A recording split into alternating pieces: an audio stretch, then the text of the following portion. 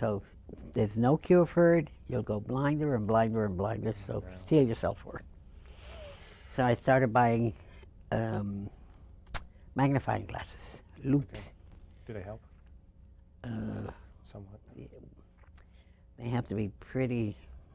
I just spent $300 on one, Oh, no. and it's not that big, but it does enlarge the print. But this degeneration makes, like an O turns around this way, an A can be upside down, an E goes like this. Okay. I find it very, very difficult to read. Oh, boy. You feel comfortable? Very. Tape is rolling, so Tremendous. go ahead and begin, and I'll be back in a couple of minutes. Thank you, sir. Okay. Dr. Castan, I want to thank you very much for showing up today, and we look forward to talking to you about your remembrances of St. Peter's College. Really my pleasure, but as I told you, I'm here to help set the record, the historical record, on a tighter course, so there'll be less room for speculation as to what happened when the women came and why they came. You said you would ask me about how I came to the college? Yes, I'm going to ask just a few basic questions Oh, please, first, and go then ahead. then we'll proceed into the other line of questioning. Okay, when and where were you born, Dr. Castan? Oh dear, I was born in Manhattan, and that's enough of that. You notice that I didn't put it down. I don't think that's anybody's business. That part of history is my private business. Very good, and I apologize for the question. Okay, where did you attend college, and where did you get your first love of academic life? Oh, I guess I got it very young, thanks to my father. My father was a very special person whom I did not begin to appreciate until I was, I don't know, pretty well in my life. He had a very inquisitive mind, and he created an atmosphere for my sister and myself to ask and find out, and not just be afraid, and if we didn't understand something, to keep quiet. He read insatiably. And when I came to the college, sometimes I'd bring him to some of the functions of the college, and I'd introduce him to my colleagues, whatever department, especially English. And he loved to talk to them, and they loved to talk to him. And I remember Dr. George Gianatelli thought my father was in Greek and Roman area, because they started discussing mythology, one of my father's favorite topics. And then from that it led to the drama, first the Roman, and from the Roman they went to the Greek. And Dr. George Gianatelli was convinced my father was a professor of Greek history or Roman history. It wasn't that. Same thing for physics. That's the kind of mentality my father had. And he I guess, inculcated it. The other day, Rita and I went across the George Washington Bridge, and there was a jogger.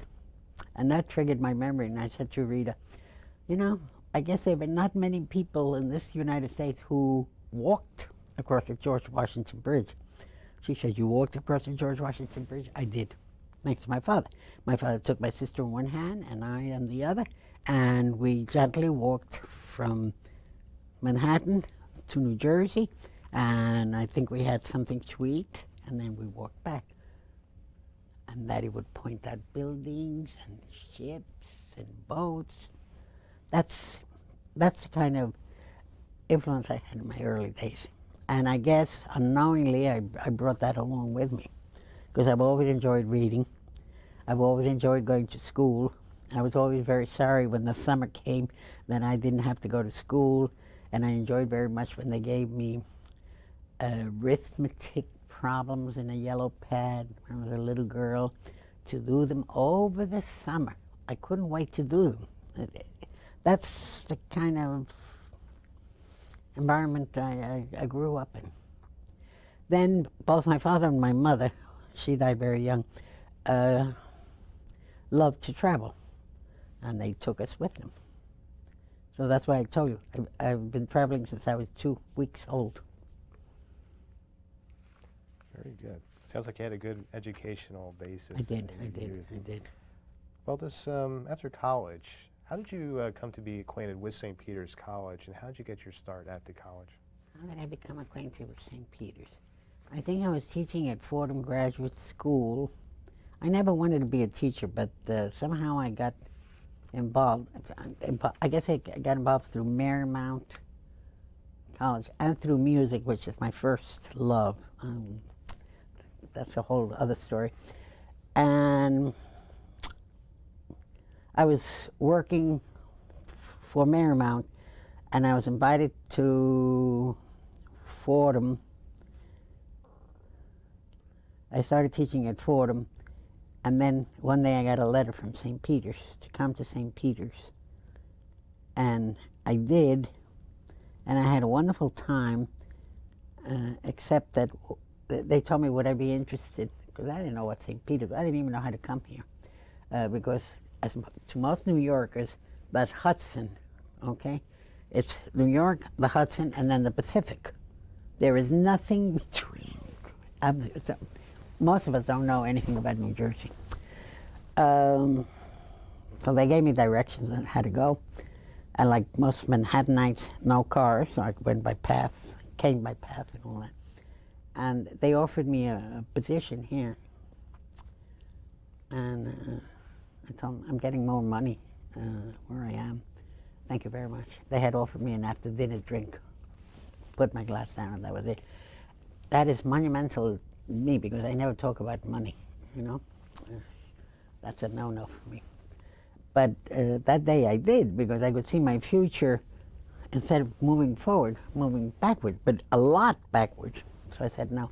But anyway, they invited me, I think it was 1958, to prepare a course for doctors in medical center here, Jersey City Medical Center, to help them with phraseology, to help their patients, you know, breathe in, breathe out, lift your arm, where does it pain you, and things like that, in Spanish. So, that was not my field. I sweated that one out, and I talked to doctors, and I looked at the medical dictionaries and all that. I had plenty of help, but still, it was not something usual. Then the year after, that was very successful. They wanted that on and on to proceed, and there was at that time a Jesuit who was very feared, who was not from St. Peter's, but who was an examiner or a tester. He used to go around walking into teachers, professors' rooms to observe how they taught. I had no idea who he was. He was somebody else. I never feared anybody coming into my classes. So I said to myself, who's this person here? But he saw we were doing lift your hand, you know, and stand up, and all this activity in the class. Anyway, the course was very successful, and next year they invited, 59, they invited me, the college invited me to teach a course to the Boulevard Police, you know. They wore helmets and came up in motorcycles and were rough guys, you know, whereas the doctors were, good evening, madam, how are you? These guys, hi there, you know. This time they wanted me to do drugs. And the course was a failure. I don't know anything about drugs. I didn't know anything about drugs. And where could I go to get slang terms for drugs? It was really impossible. Anyway, I taught them stop, give me this, give me that. Very limited. They understood, you know, very, very nice. When I finished the course, I apologized. I told them, I'm sorry, I really don't know a lot about this area. And they told me, never mind. Anytime you get caught on the boulevard doing something wrong, just tell them that you know Captain so-and-so and everything will be all right. I said, thank you very much, but I don't own a car. Gee, that's too bad, he said. That was the end of that. Then the next year is when they called me to teach. So I came, and the first thing I found was no women on campus. Nobody seemed to notice that there was a woman. My first impression when I came in as all men, I said, goody, all men, terrific, wonderful. But everybody seemed to ignore me, you know, the way you ignore a cat or a dog, and away you go your own way. And there were swinging doors on Deneen. Was it Deneen or was it McDermott? One of those two buildings, as you entered it, had swinging doors, and the guys would go this way, and the door would come boom, right into me. As soon as I saw them doing this, I'd go and put my foot and hold the door for me. You know? A couple of times I said something, but in one ear, not the other. So it was very lonely, and I said, why only men? And I talked to the Jesuits, and they told me, well, that's the Jesuit influence. The education is for men. Okay. But then when I began, and another thing I should say about my parents too, they were always very anxious that my sister and myself learn the discipline that the Jesuit education gives a person. So of course I was very aware of that, and when I came here and I saw the courses the students had to take, 2 years of philosophy, I think it was 2 years of theology, among other subjects. So in essence, they were all majoring in philosophy and theology, plus whatever major they had, chemistry or biology. In those days, the biology department was terrific. Our guys got into the best medical schools. Same thing with English. I mean, we had brilliant departments. And I began to notice the discipline about the order of the courses, the organization. And I became very interested in the core curriculum. And if there was a way to improve it, and I found there was no way to improve it, not the way it was set up in the constitutions, the way St. Ignatius did it. And I became a backer of that, and that pushed me and propelled me more to, why can't women take advantage of that? Why couldn't I not have had this kind of training instead of wandering around the way they let women wander, you know? And the subjects that might be too difficult for women, like math, nonsense, old wives' tale. That should have gone out in the 19th century, 18th century, 17th century, not in the late 20th century. But anyway, I started talking about it, and I think some of the male faculty agreed. Meanwhile, there was a war going on in Vietnam, Korea, very obnoxious. So the president established a committee, and I think I was the token member. The chair was Patrick Caulfield from Education, and he is never given any credit. I have never seen his name in association with the coming of women, and I think he is the one who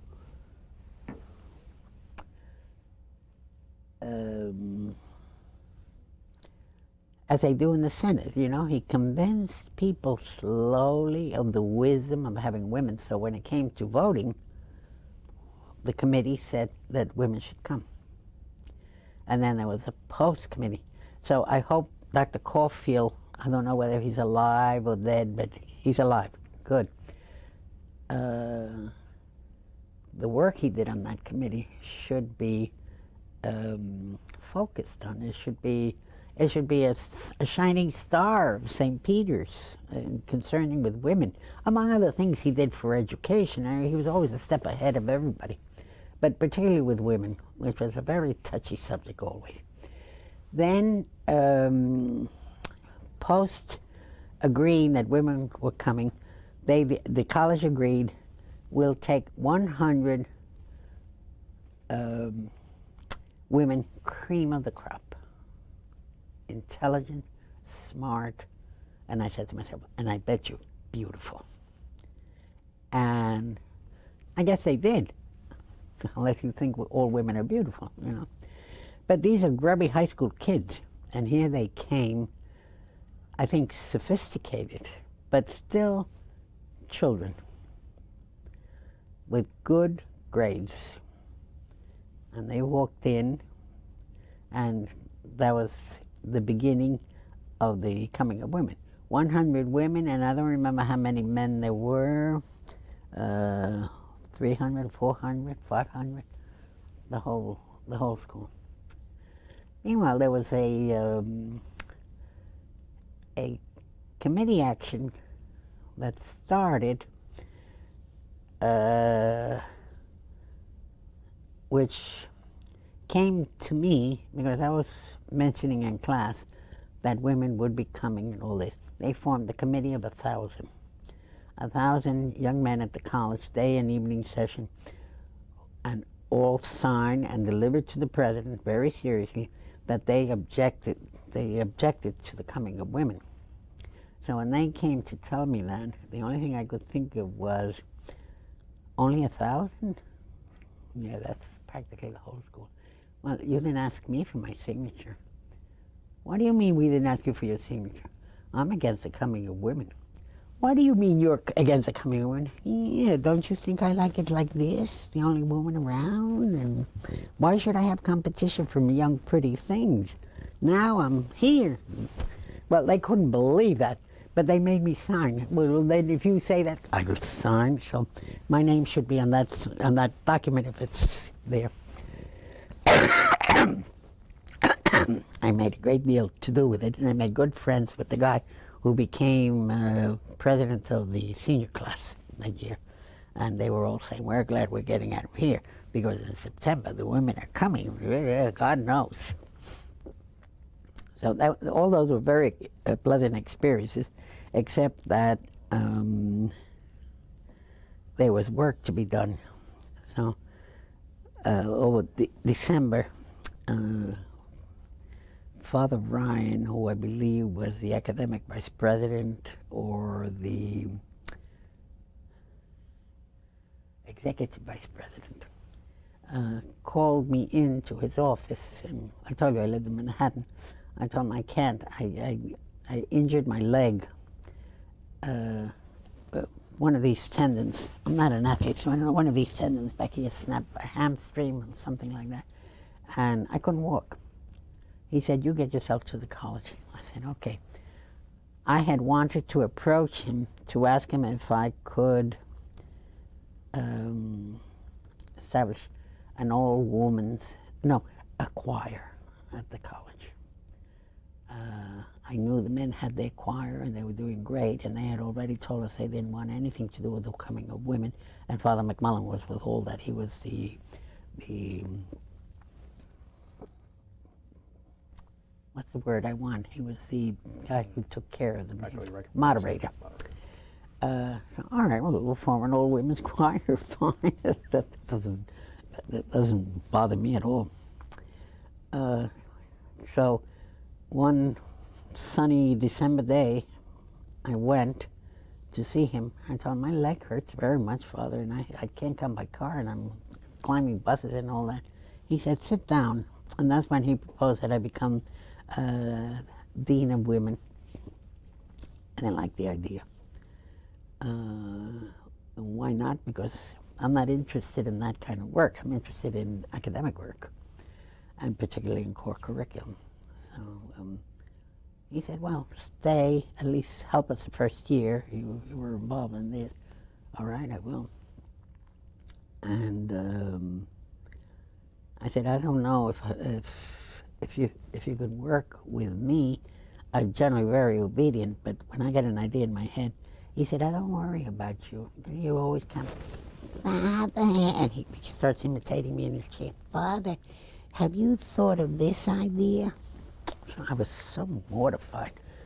I said, okay, I think we'll get along well. And we did. We really did. to my amazement, he always backed me up, which I greatly appreciated. And that leads us to the first day the women came. By the way, the newspapers announcing the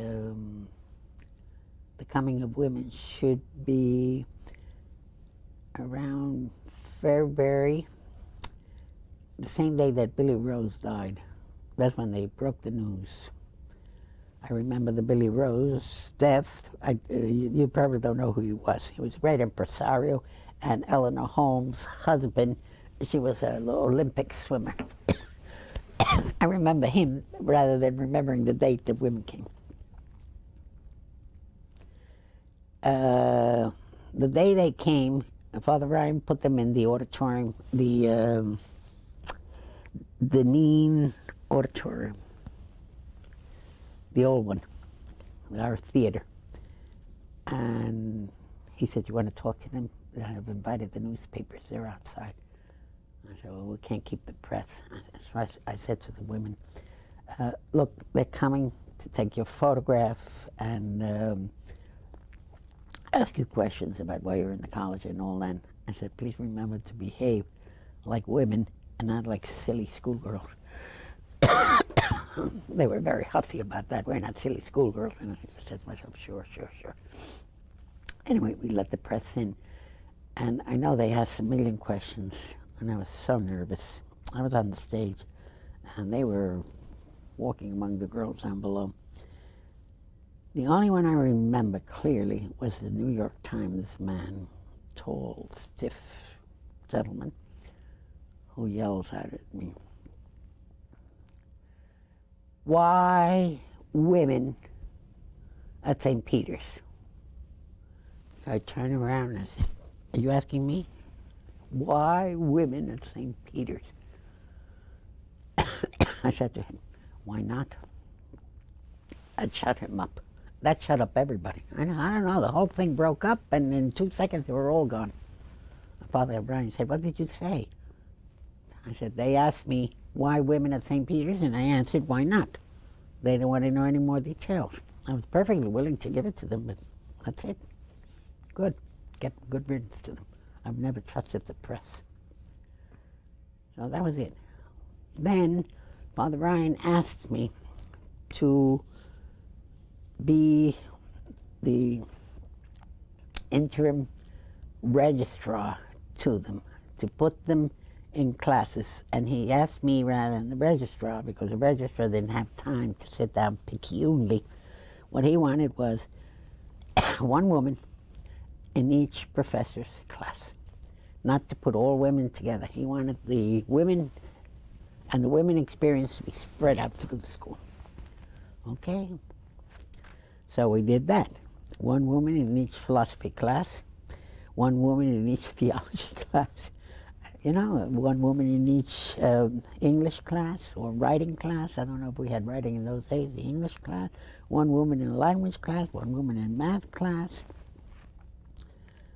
And that went along very, very nicely until one day, and I worked late hours, long and late hours, the way Bill does. I was waiting for the New York bus across the street in front of the St. Peter Hall. I'm waiting. It was for the 55 bus, which has gone to its timely death a long time ago. I'm waiting. I used to think of Milton. They also serve who stand and wait at this corner of Glenwood and the Boulevard. And someone came out of St. Peter Hall, and I recognized that it was a Jesuit, even though he was in cities. So, very quiet, both of us standing there. Finally, I see the bus coming. He lets me in the bus, I pay my fare, and I go and I sit down next to the window, as I always did. I looked out, and he came and sat next to me. Those days it was much safer to travel around. But I had seen him coming out of St. Peter Hall, so I wasn't very frightened. Anyway, he says to me, "You're in charge of the women, aren't you?" I said, yes, I am. He said, well, I'm Father so-and-so. I said, oh, how do you do, Father? I said, what department do you teach? In such a department. Very nice meeting you. He said, I just want to tell you one thing. And he had beautiful eyes, and they were glued on my face. I said, and that is, let me see, if you ever put a woman in one of my classes, I'll throw her out. Embarrassingly. I said, well, no, I won't. I won't put a woman in your class, not if you don't want to, Father. But why don't you want a woman in your class? Because they snivel. They cry. You look at them cross-eyed, and they start shivering, and then they cry. And then they always want you to change their grade. I said, gee, I lived among women in classes with women. I never heard of that in my life. In those days, changing grade was equivalent to changing the President of the United States. So he grumbled on, complaining about women, especially crying. He can't stand crying. He couldn't stand crying women. I said, very well, Father. I solemnly promise you I'll never put a woman in your class. That's better. I'll sleep better tonight. I said, fine. Thank you. Long after, to make a long story very short, when the end of the term came and we had to register for the next semester, I had made a plan. The woman who was in his class, I took out and I put in somebody else's class and left that class empty. And I did the same thing in September and in the following spring. No women. One day I'm in my office and my secretary, it was on the third floor of McDermott. Way out of the way, please notice, way out of the way. And I had told the secretary, under no circumstances, close the door between my office and yours. Because it was one room cut in half. She had the entrance half, and I had the back half. She was very efficient, very intelligent, and all that. And she had a sour, lemony expression on her face by nature, you know, very cynical, very young. She was still studying in college. But she was the only one that could spell and type properly, because I put them all through a test. I couldn't believe the atrocities. Anyhow, I hear a loud bang on the entry door, and I hear my secretary say, come. So she comes into my office. She sends him with a sour lemon expression and a twinkle in her eye. Father so-and-so is here and he'd like to see you, please. I said, certainly. So I stood up and, good afternoon, Father. It was after classes, you know. How are you? Please sit down. So as he's standing in the door, he takes his hand and closes the door. I was going to say something, but my secretary gets up and she opens the door. He stands up from the chair in front of me and closes the door. She opens it, and he says to me, I want that door closed. But the secretary said, I think you want this door open, don't you? And I said, I prefer it. He said, I want it closed. So she looked at me, defying me, challenging me. And I said, we'll close it. I didn't want battles, especially with the Jesuits. So I said, what can I do for you, Father? You're making me feel ridiculous in this college. I? How? But I knew what he was going to say. You know, the instantaneous thing. How? He said, you're not giving me any women at all. I'm the only faculty member with no women in my class. I said, but Father, that's what you asked me to do, didn't you? Yes, but I didn't think you were going to take me seriously and this and that. You put women back in my class. Okay, I will, if that's what you want. And after that, peace and tranquility as far as that went. Meanwhile, I got feedback from other faculty members of how intelligent women were, how they intermixed in class, how they asked questions, how they got into discussions, you know, how easy it was to get them talking, and how grateful they were, new blood coming in. So on the whole, those first 2 years were really, really very successful with the coming of women. And of course, next year more women and more women. And I understand, at least the last time I was here in '93, or maybe it was the last powwow, there are more women than men at the college at St. Peter's. I think it was in the last powwow, which I get sporadically. Do you have any influence in this college? Tell the dean's office, because that's where it comes from, dean's office, dean's compound, to send me all the information, you know, from the Alumni Association, the powwow. I'm very interested, and I love reading it, and I read it with this huge magnifying glass. And if not, I ask Rita to read it for me. What do you think, Bill? I think we'll do it. You have the power, right? Oh, I see. Oh, yes. I didn't see you there. Fine. And if you don't mind, send one to... I don't know if you remember Fred Cranwell, who used to be sports information. Yes, I do, yes. He's now back as Director of Public Information after... Well, you tell Fred that Joe Castan said, get off his stuff and make sure those things are sent. And while he's at it, he might as well send it to Mary Pontrelli. Why doesn't he send it to her? I have to send them him a to... little clip of the videotape here.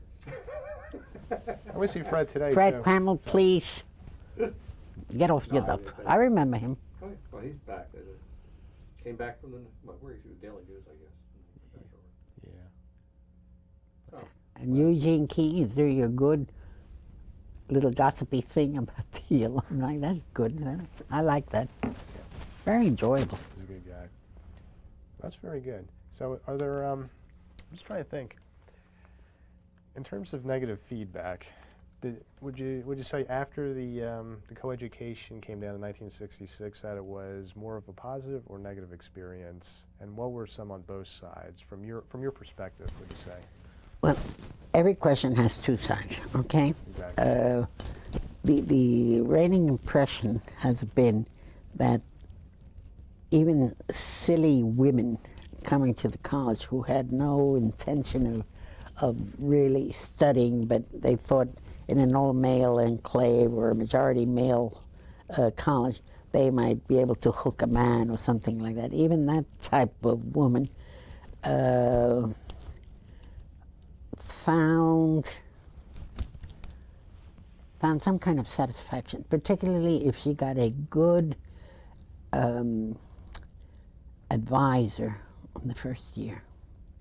Because I think those advisors are absolutely important to the success of any student, male or female, in the college. Because I could say the same thing with those knuckleheads who came to the college with no idea what college. I was an advisor. I remember one guy came with his father, nice boy, you know, full of football and the ideas that Hollywood puts in our youth's head of what college should be, you know. And he wanted to major in computer. And he said, I'm very good at it. I probably won't have to take any course. And I was struggling with one of the first courses in computer in the campus. My generation never had computer. We never heard of it. And I was struggling with it. And he said he didn't need to take courses, you know. So I said to him, how come you're so good at it? Any game my father buys me, I solve in 1 minute. I'm terrific at it. And his father said, he is. He plays all night. That's why he wants to major in computer. I said, well, that's not what you're going to get here. I'm not going to get this in college? No. Why not? Everybody else offers it. No, they don't. A computer major is a computer major. You need a lot of math to prepare you. Have you taken algebra and calculus? No, I don't need that. You don't know what to do at that moment. You know, your soul is constricted. And how can I tell this youngster and his father, another football player there, that they're on the wrong course with computer. So I put him in the math class that the math department told me to put him, and I gave him logo or whatever, but the first computer course. And I said, I feel sorry for the professor who has to tell them. So they all come in, silly boys and silly girls, with funny ideas. Even those with, I think, proper advisement can draw some satisfaction out of a college. And then there was that era in between where it was very fashionable to register at one college, and after a semester, well, I'm going there. You know, the grass is always greener over there. This is always same thing. And they'd all go. A lot came back. That's to credit St. Peter's. A lot came back. But there were still knuckleheads leaving, you know, because it was fashionable. My daughter started at da-da-da, and now she da-da-da, and now she's at St. Peter's, and she'll probably be going over there, Iona, wherever. So, in the last years that I have been retired, I keep in touch with about a dozen of my former students. They keep in touch with me. I answer. Their children are married, and I send gifts, and that kind of thing, okay? I never instigate an involvement in their lives. They call me, and then I get involved in their life. But I gather from what they're saying that some of them had a less than admirable college career, which always shocks me, especially since they were my students. And I start asking questions. Why are you so mad at this professor? Because he didn't give me the grade I deserved, or he was unjust to me. Why was he unjust? You know, he didn't read my last paper, or he didn't give me time at the end. You know, the same old excuses. And I always wish that professors, although I never did it myself, but I do wish professors were a little more lenient in understanding the problems that the students have, and that students were a little more diligent in applying the knowledge that they have a deadline for a paper due on such a date, and if they're not going to do it, to advise the professor well ahead of time so that it can be done. So a little giving of everybody. But see, this is in retrospect. When I was involved, I kept warning them, on such a day, I'll be leaving campus at 4 o'clock in the afternoon, and I gather from Pope, my mailbox in Pope, and my office in whatever it was, 50 Linwood. I gather everything, and that's it. I don't accept anything, tomorrow morning or anything. You may mail it to me at the college, provided it has the deadline date on it. And most of them did that. But when I heard this woman telling me that, or another one who happens to be Hispanic, who is applying for a state job in Minnesota, some kind of work, and she said, help me give a course description for a course in philosophy or theology. I said, I can't. I got rid of all my catalogs, and I don't remember. And I never took a course in philosophy, not the way you took it here, and I never took anything in theology. And I said, what do you want a course description for? She said, well, they ask for your college academic record or a description of your courses. I said, well, you were graduated from St. Peter's, weren't you? Yes. Well, send them, ask the registrar to send a copy of the, oh, I can't. Why not? They're all twos. What do you mean they're all twos? My grades are twos. I said, what's wrong with that? Ah, that's awful. I should be getting 3 5s, 3. I said, listen, this happened 25 years ago. You're thinking of grade inflation today, which has no meaning at all. We all know grades are inflated. So your 2 means more than a 4 today. I don't think I convinced her. She is depressed because she has 2s, which means she's a dope, and she's refusing to send the academic record home. I said, are you sure you got the BS from St. Peter's? Yes. Now, that's the kind of mentality. Now that's what I call a negative feedback. Now why did she become like that? Is it her way of being? I don't recall her as a negative person. She was very quiet, but she was she liked to laugh, and she had a good time in my class.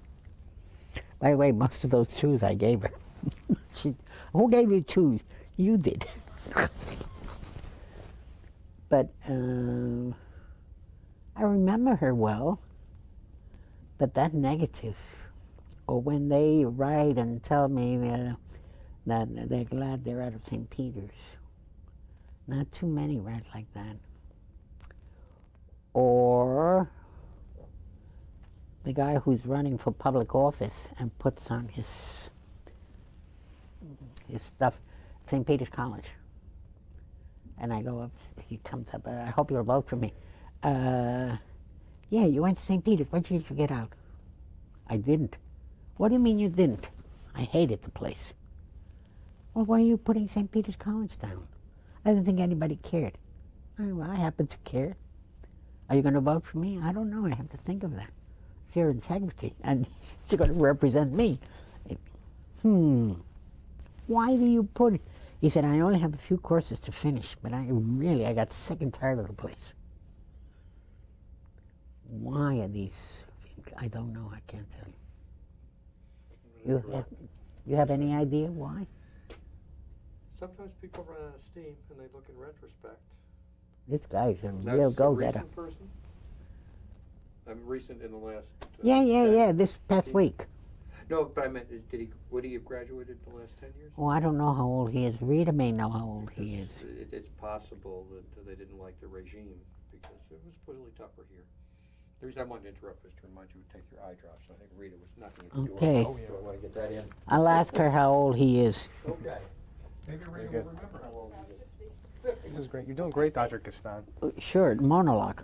No, that's it. That's what I mean. That's the whole that's the whole basis of the oral history. How old is Ben? He must be about 50. His sons are grown and married. Yeah, and he's doing very well in his business. Is He's he? in the insurance business. Oh wow, that's good. We were Up in talking North about the Jersey? negative He's a nice effects. fellow. Good. The I negative. like nice people. Huh? I like nice people. No, he's very nice. He's terrific. He really Our is. new mayor, I hope. Oh yeah. He may be.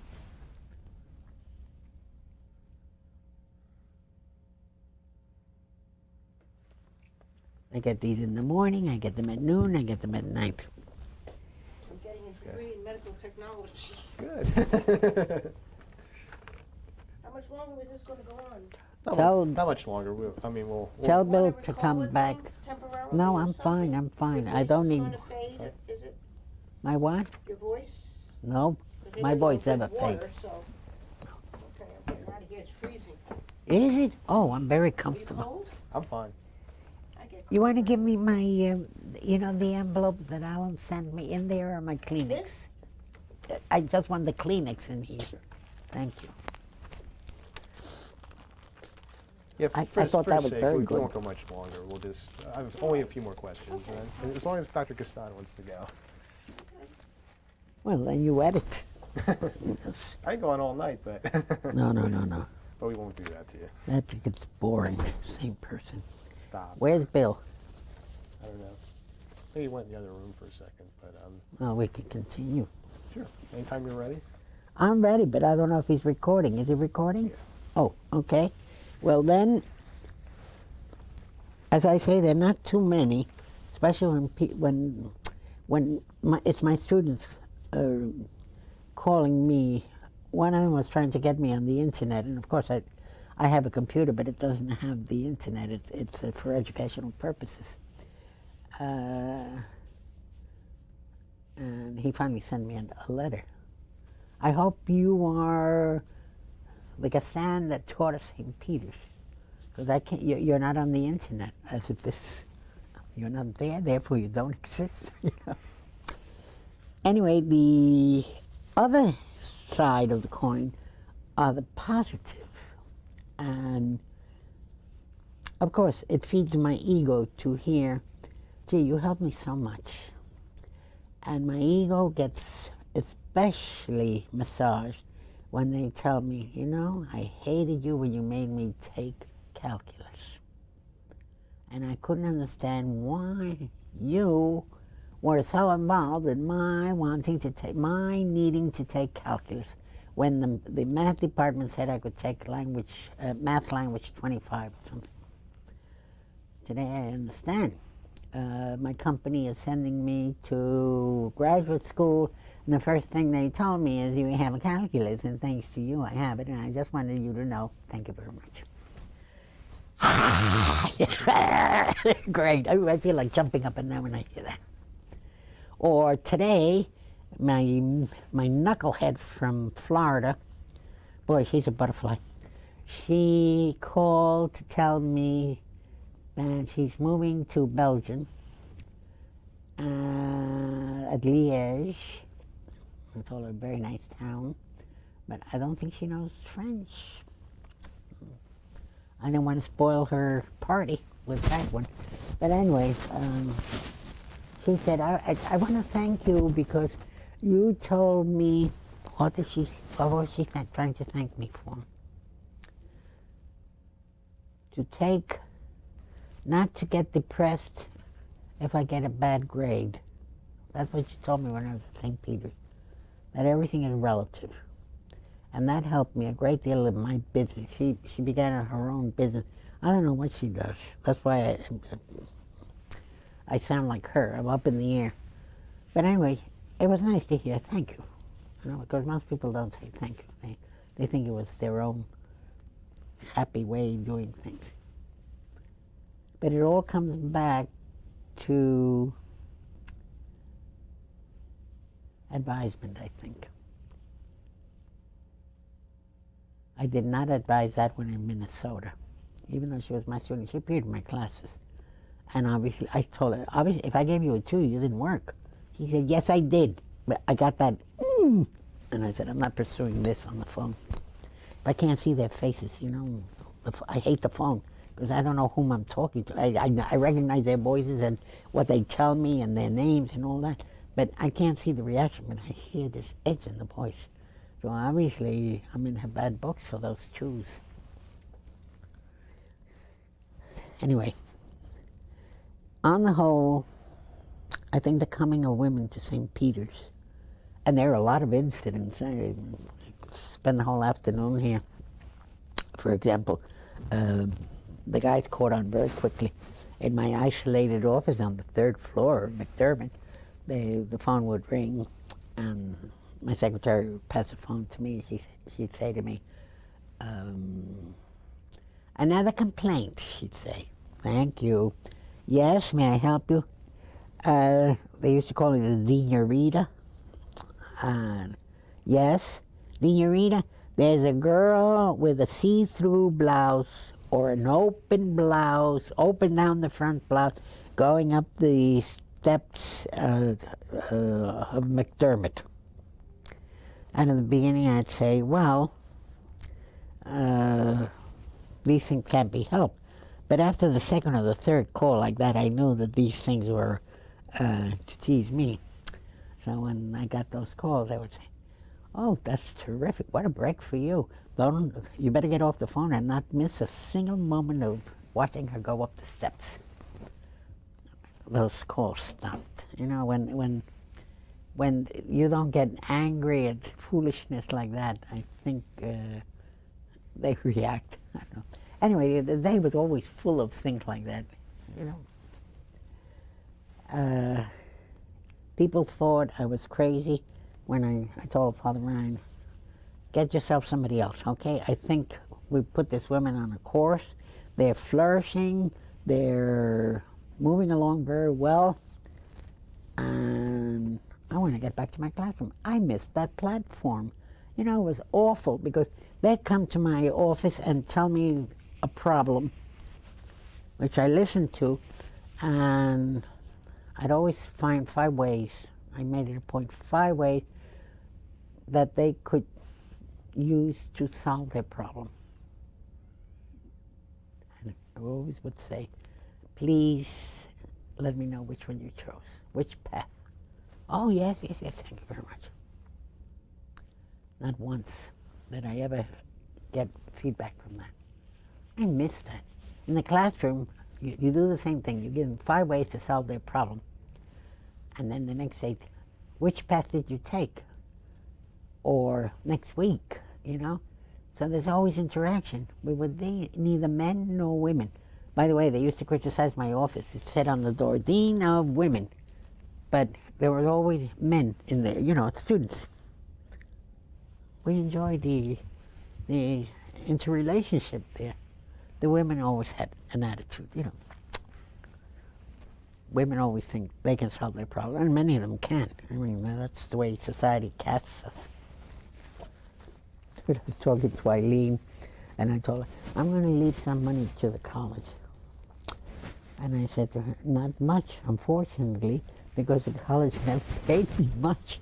But out of that, I've saved and I've invested, and it's still a little, but it's for the college. It's not going anyplace else.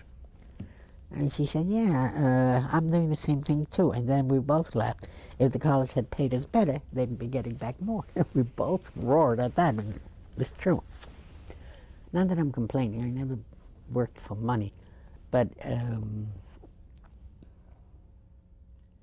again, because even though I was not raised to think that as a woman I'm second to anyone else, I was not raised to think of doing work to be paid.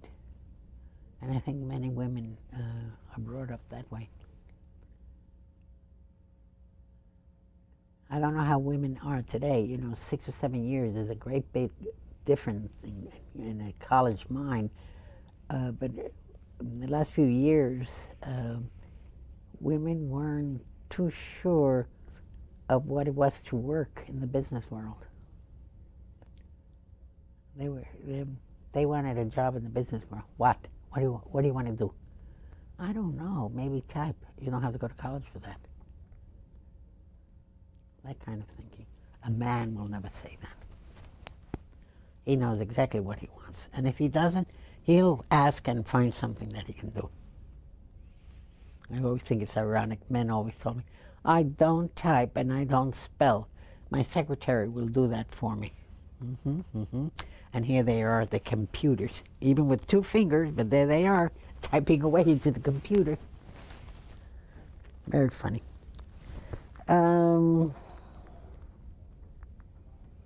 So my hope is that St. Peter's will open up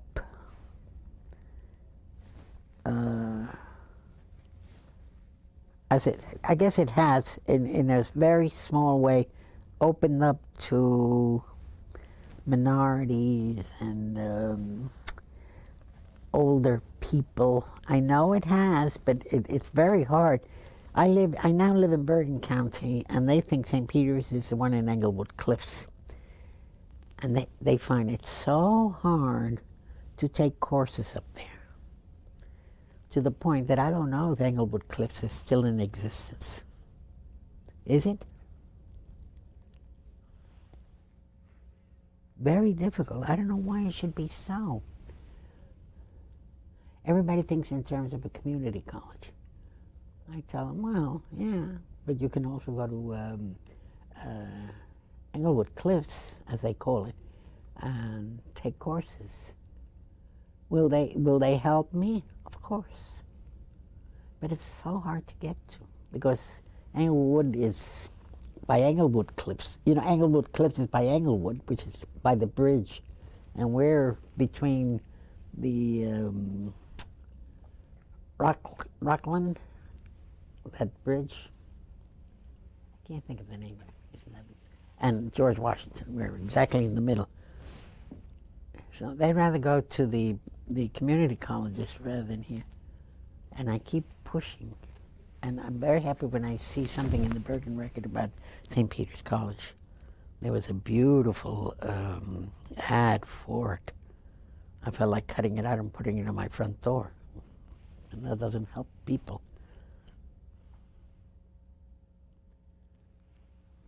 There are so many topics that I'd like to discuss.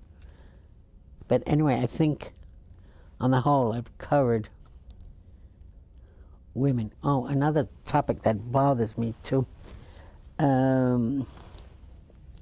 This began with women.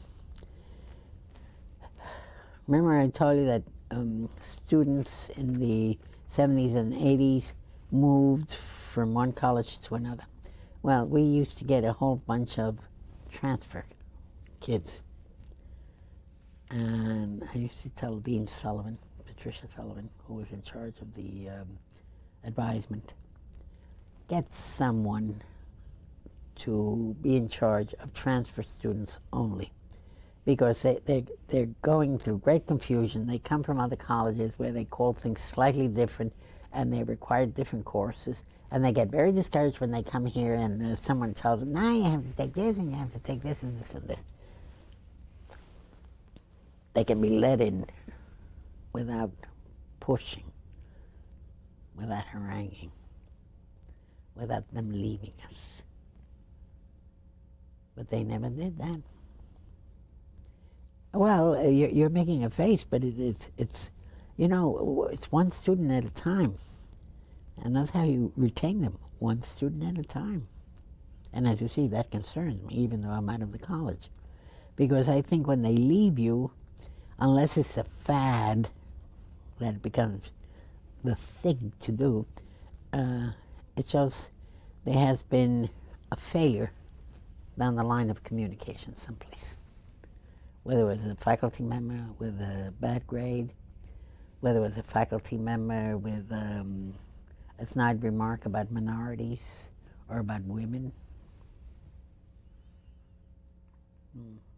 There's a lot of that. And that loses us one student.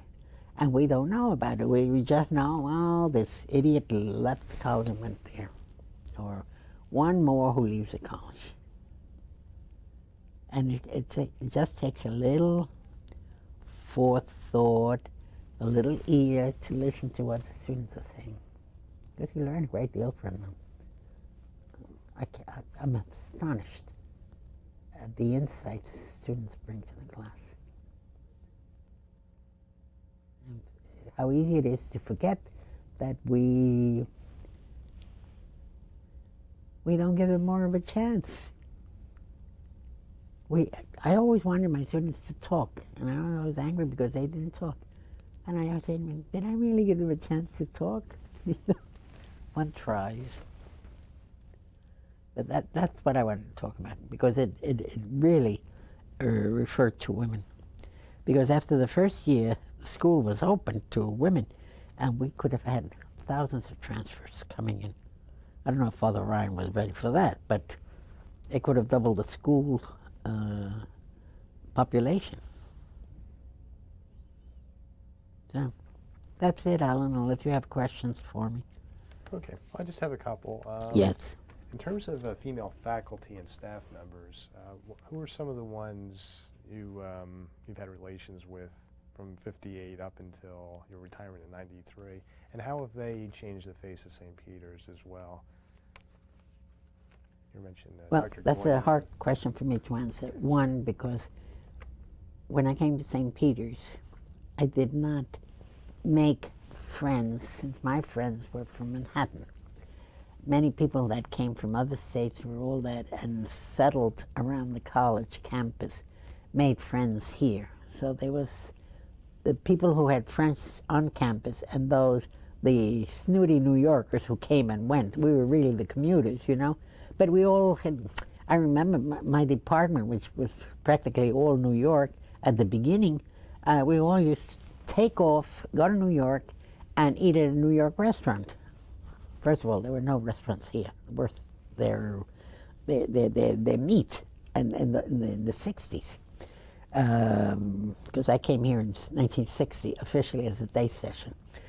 And I remember one night with John Coughlin from History, whom I respected a great deal in spite of the fact he spoke with a Boston accent, who died too young. John Dunn, who was my chair, a brilliant, brilliant man, who was as witty in French as he was in English. And he knew his British authors, his American authors, his French authors, and witty as only a lot of the Irish can be. The fat one from English. Most of them are from the English department, I have to say. We all went to New York to eat, and my chairman, of course, who the essence of politeness, said to me, would you like to join us for dinner? Being carefree, you know, absolutely. So we went, and the restaurant, and as I was standing there, John said, oh, you can sit here. I started counting the chairs, and I counted 12. So they sat me there. The history, John Coughlin got me a little gardenia at the door for me, put it there. Oh, very sweet. I'm not a sweet person at all, but I appreciate sweetness when I see it. Thank you very much, John. Anyway, John Dunn says, and here's a toast to an academic year, and God bless us all, or something like that. And they all drank, and then I stand up and I said, I have a toast too. So all the 6 on this side, they turn around and they look at me. I said, to my 12 apostles. Oh, thank you. It was thunderstruck. They started counting too. But it was so obvious, you know. They weren't conscious of that, but I was, because I was a brand new person there. So it was always fun like that. They used to give wonderful parties here. Oh, the generosity of St. Peter's in those days. And we were like a one big happy family. If we weren't friends, because I'm very fussy about the word friends, we sure were acquaintances. And there was no bad feeling at all. We were all working for one goal, and that was St. Peter's College. St. Peter's College was always the essence of generosity. They used to come with barrels of shrimp, large shrimp. Oh, the Christmas parties. And it was for the faculty, you know. And you spent the whole afternoon and evening with the faculty. So, very good. Then, as the years moved ahead, we started becoming very compartmentalized. And why are you teaching these courses where they belong to my department? And you're running over here and there. And before we knew it, as the college got bigger, there were times we didn't know half of the people on the staff. Absolutely. But at the beginning, it was a pleasure to work for St. Peter's College. When I left, I think there was some acrimony.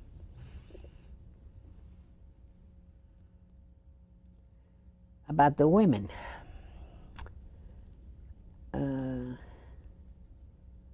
It didn't take the women long to begin to set to make demands. Sabine Goa, since you know of her, or you knew her, became chair of the art history. And she and I became allies because she was as scandalized as I was when we were talking that they had no art and no music appreciation or anything like that. And she and I always talked about that. That was our theme. So one day we decided we'd go and see the president, and we made an appointment. We told him we were going to talk to him about an addition to the Corps and why. So he brought a few Jesuits involved, and Sabine went first, and she talked about the importance of art in the curriculum and expanding the minds of the young gentlemen and the young ladies, as she was wont to talk. And then it was my turn, and of course I could never be as elegant as Sabine. And I remember Father, the one after Father Sheridan, Father Gal. Oh dear. He died. Yeah, Father. Very handsome man. Very big blue eyes. They used to call them bedroom eyes. And they were always asking us, don't you find Father so-and-so's eyes glamorous? And nope, they're too big, you know. Two big blue orbs, but it's too big. Anyway, I think I shocked him forever because I said to him, look, Father, all interests are created, which is true. The only uncreated interest that we have in life, that we are born with, that is innate in us, that has never been cultivated, is mother's milk. He looked at me, I could see those eyes thinking. Today, it's nothing. In those days, it was a little risque. Even Sabine turned around and looked at me, and afterwards she said to me, you could have thought of a better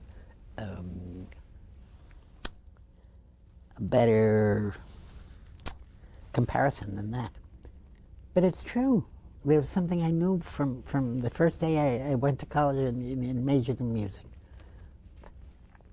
It's the only thing. Anyhow, we finally convinced them that they should include the arts, except they foiled us, because you could either take art, history, or music appreciation, one or the other.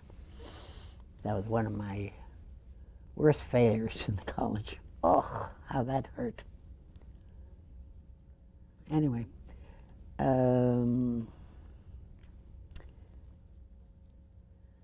another memory I have, one day Jeanette Gatti, the French woman, and I were talking about Paris theater.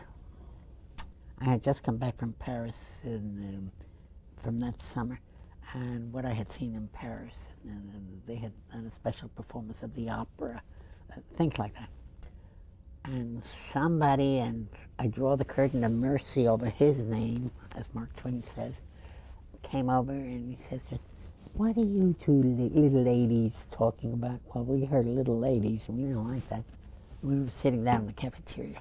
We looked up at him. Why? Well, we thought you might be discussing the curtains from the windows. Oh. I put my hand over Jeanette's, and she nodded her head, because you could explode, you know. Really incredible. Little memories like that. But the faculty in those days was the whole college. I mean, you walked down the hall and you said hello. You didn't know who it was, but it was hello. It was like a family. The last few years, when I went from 50 Glenwood down to Pope, came here to Pope, I would pass faculty members, Jesuits, no idea who they were.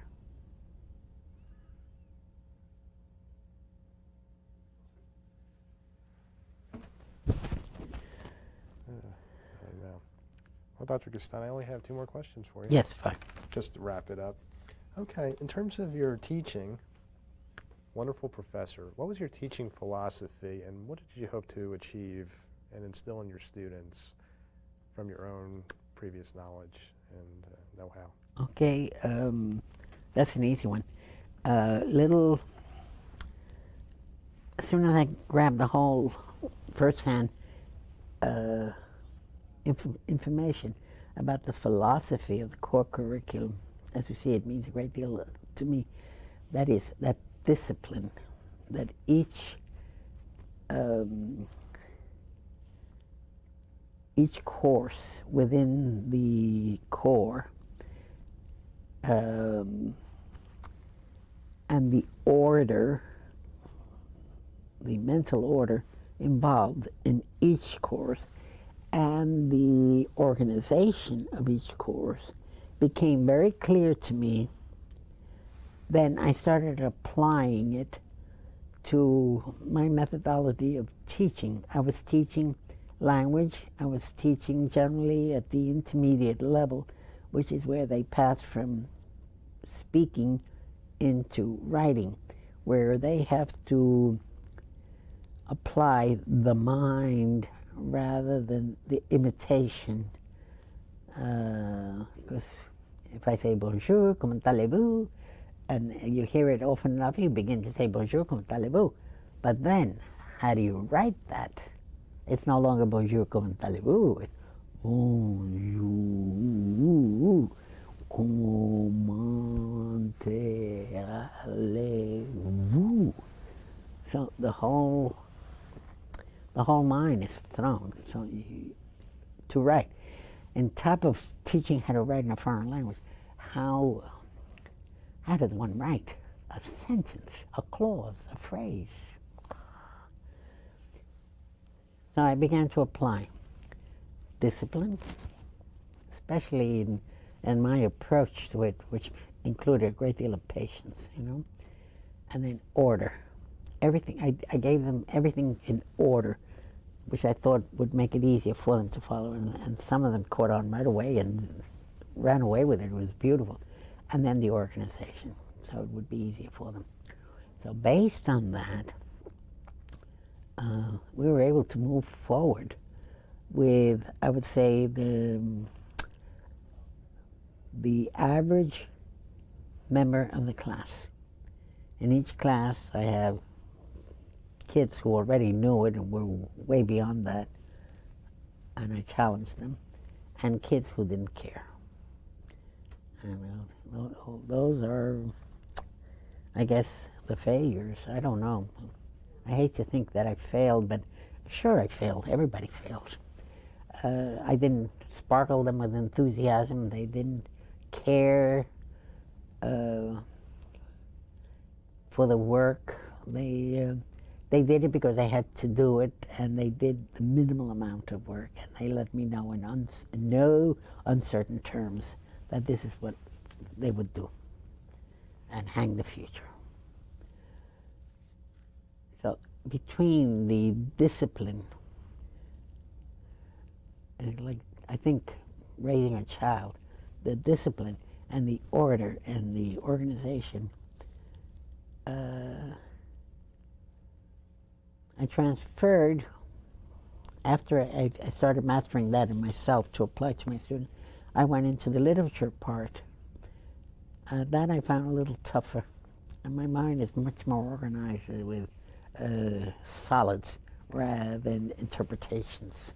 But still, it helped. That's where I learned. In the literature part is where I learned more from my students.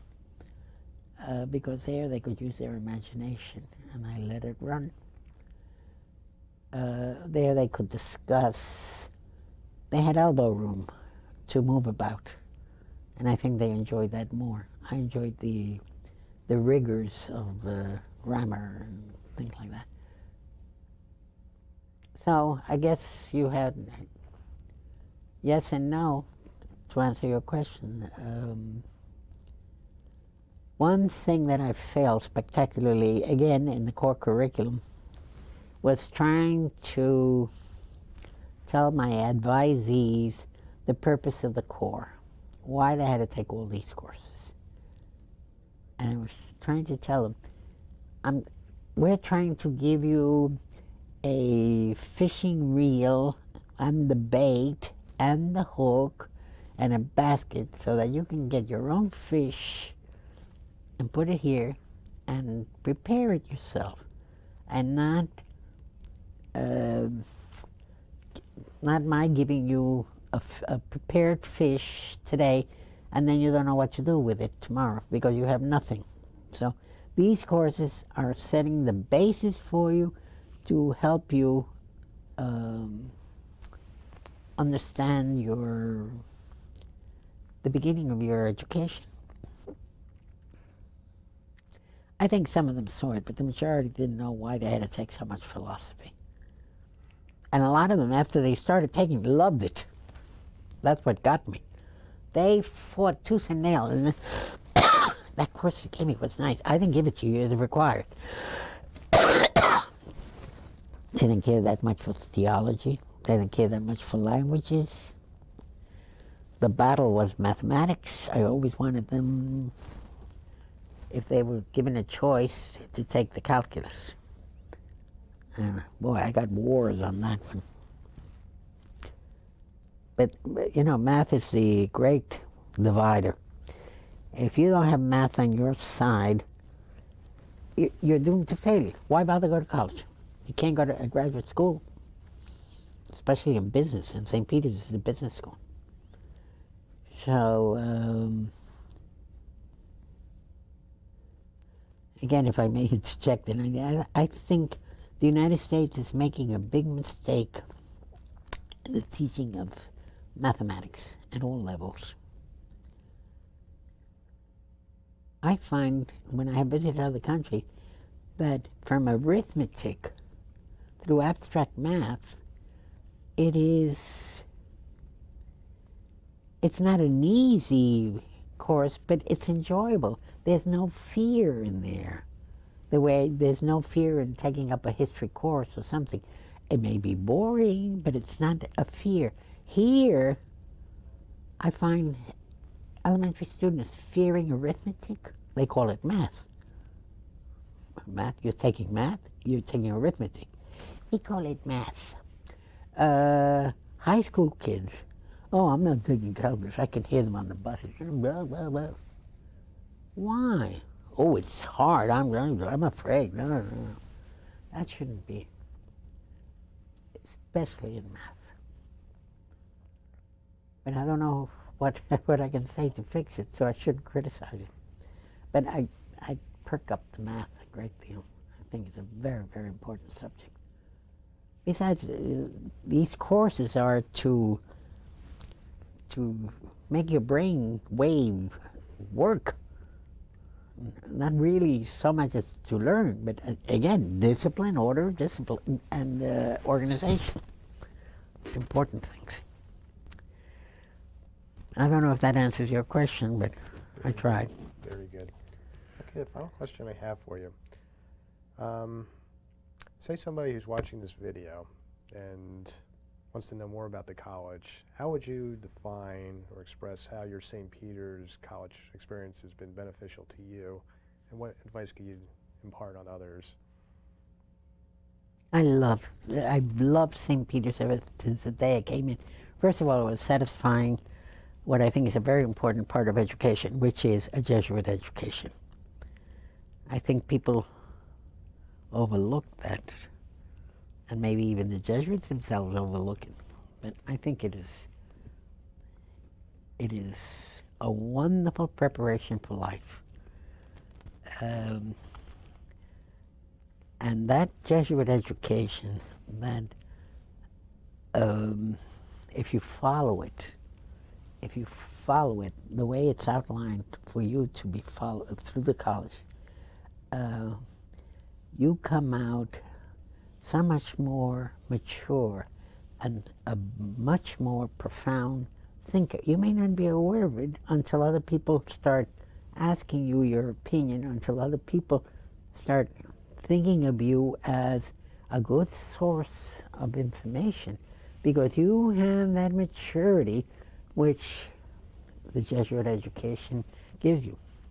All these mothers that tell me, well, my son, my daughter are about to go to college and I don't know where to send her. Jesuit education, including my own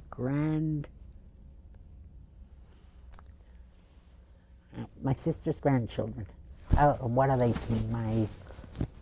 I don't even know them, but her grandchildren, which must be some relation to me, my grandnephews or grandnieces, I don't know.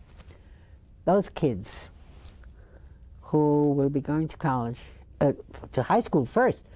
I told my sister, what are you waiting for, Mary? Send them to a Jesuit high school and then send them to a Jesuit college. That's all you have to worry about. She said, I'm not the parent. I said, well, get a hold of the parent and then push, because I think that's essential. And to me, St. Peter's,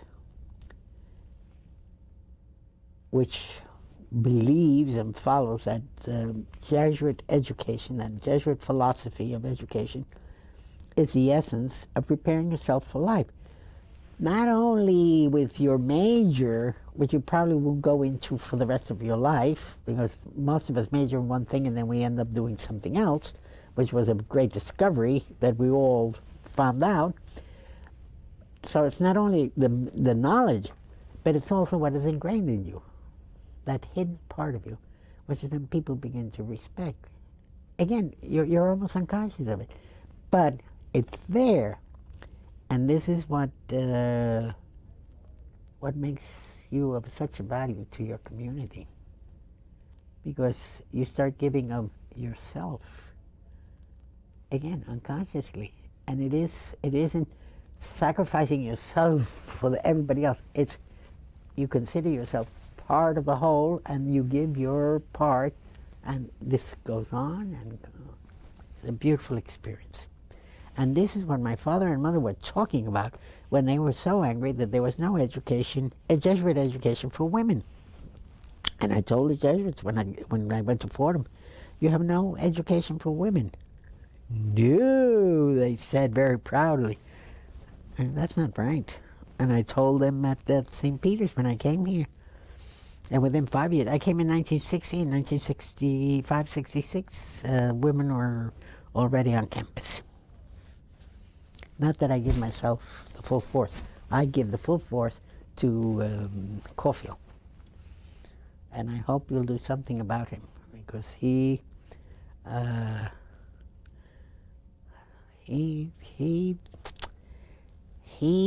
diplomatically got that committee to think logically and intelligently, as he did with everything. A nice man. I wasn't particularly fond of him when I was here, because he was in education, and the education department did things which I didn't approve of. For example,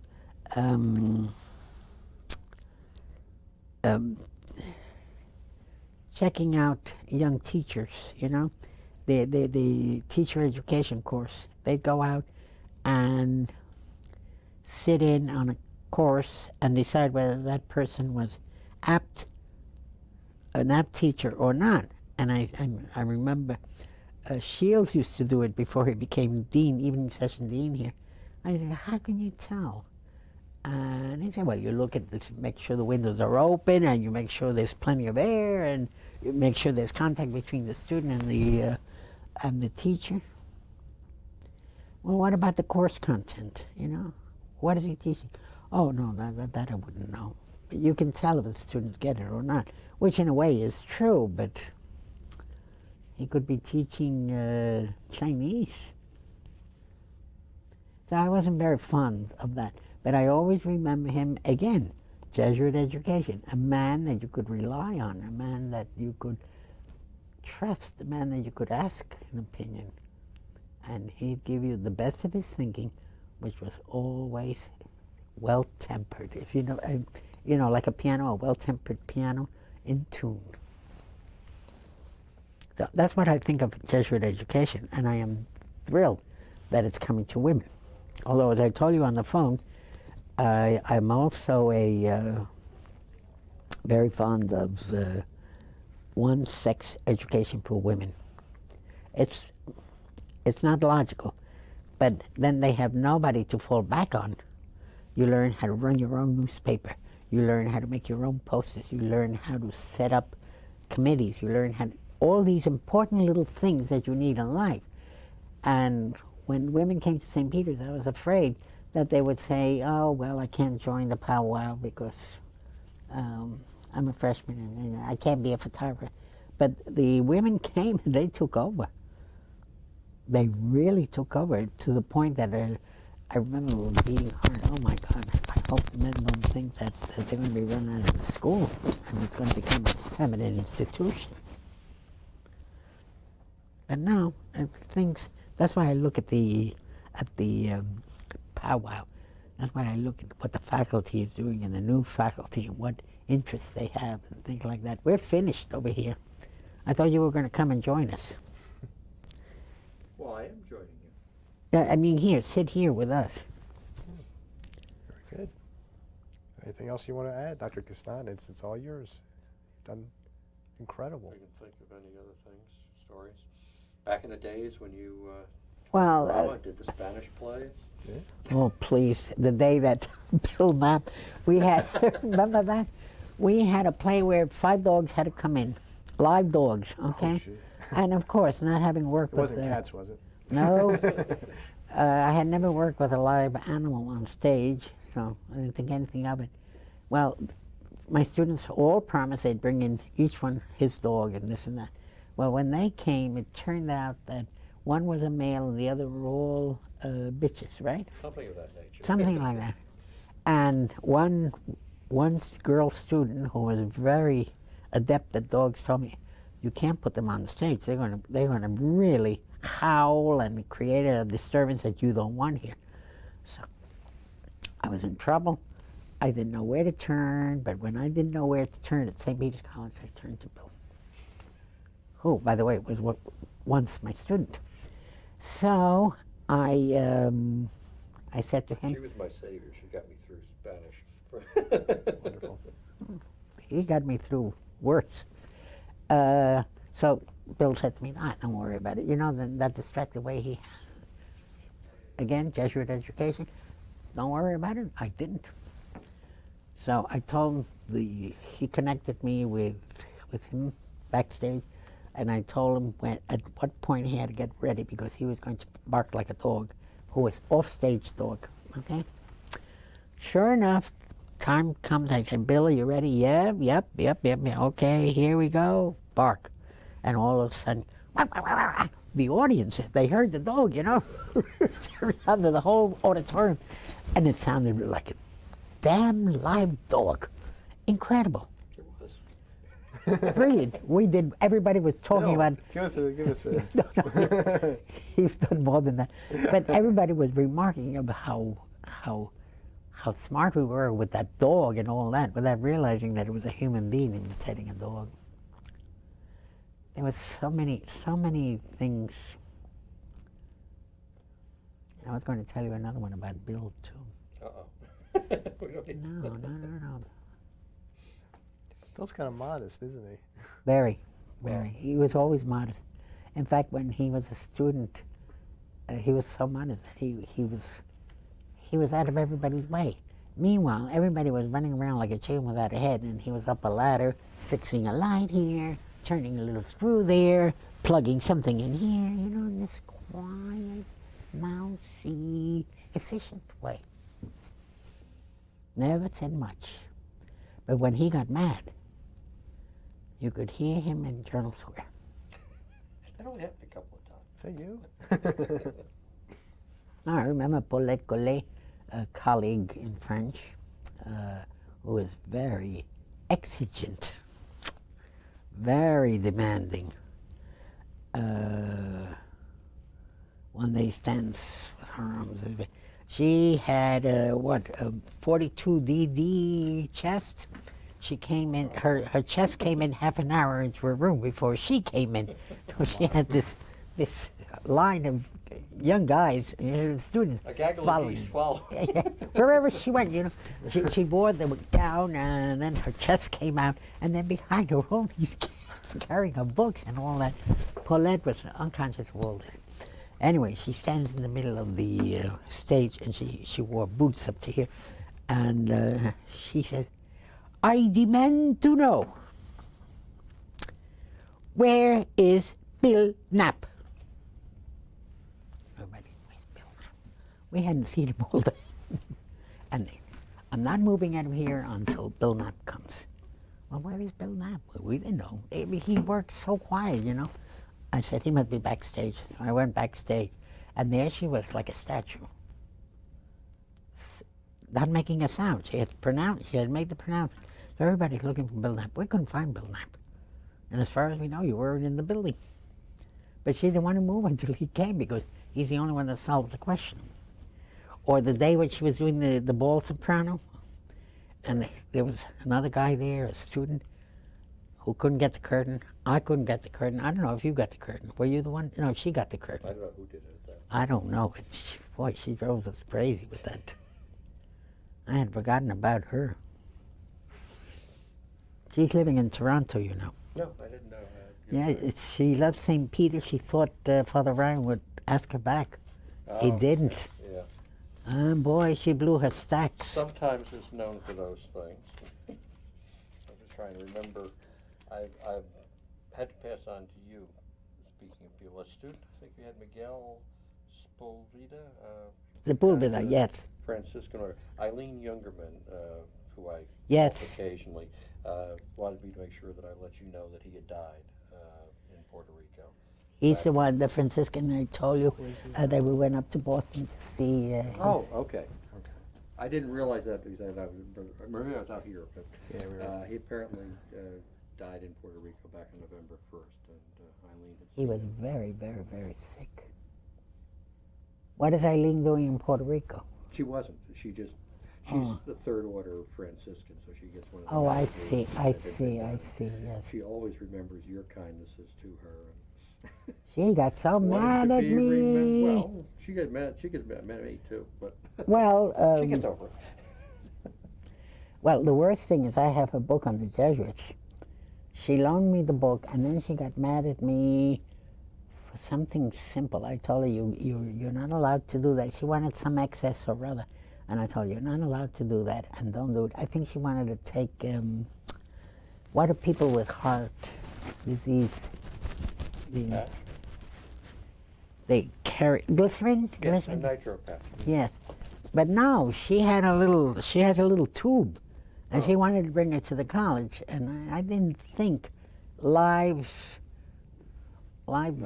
nitro, whatever it is, because she was always threatening. When I get tired, I'm going to pull this out and throw it, and then what happens? Boom! She saying she wanted to bring it to the college.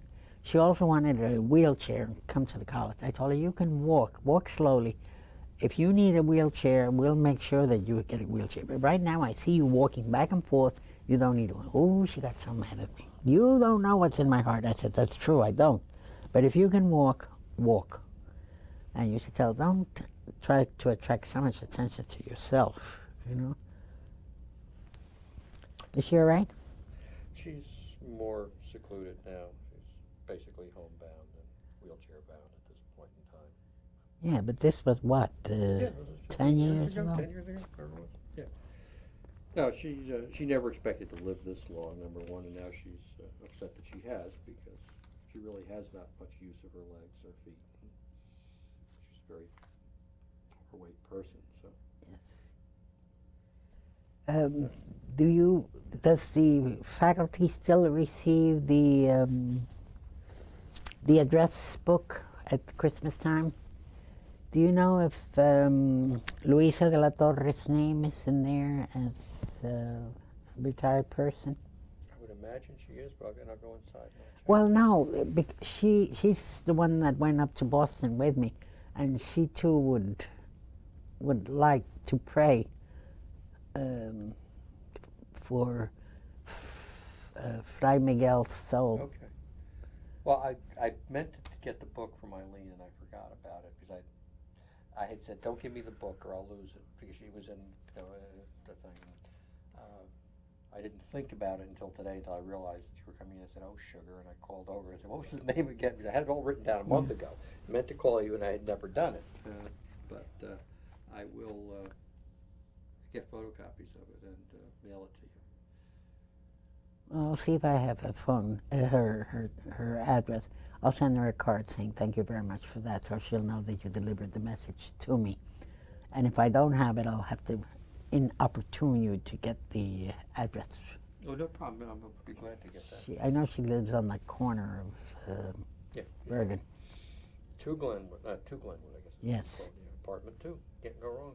With But, her no, cat. And a dog. What else? Bill and I go back a long time. Oh, you know, I never apologized properly, but I was asked to write the citation for Bill, and I said that it was a proud thing. I did, and I wrote 3 pages of things that I knew Bill had done for the college, and I was very proud to present them and every citation goes to one of those execs who says A or nay. I used